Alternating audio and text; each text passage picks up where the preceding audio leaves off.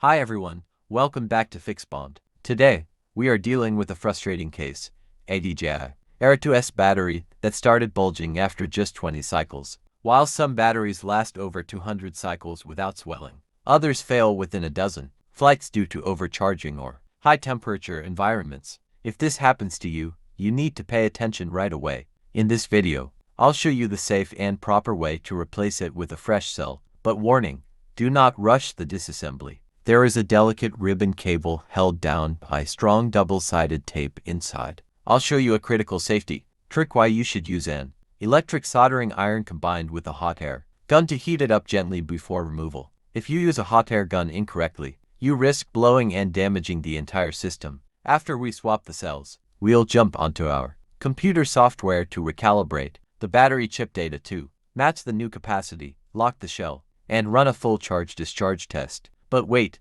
don't throw away that old swollen cell just yet. At the end of the video, I'll show you a fun DIY project how to safely convert this scrapped high-power battery into a high-capacity power bank. Using a cheap DIY board, you can easily charge 1 or 2 phones with it. From critical safety warnings to creative DIY upgrades, this video has it all. Let's dive in.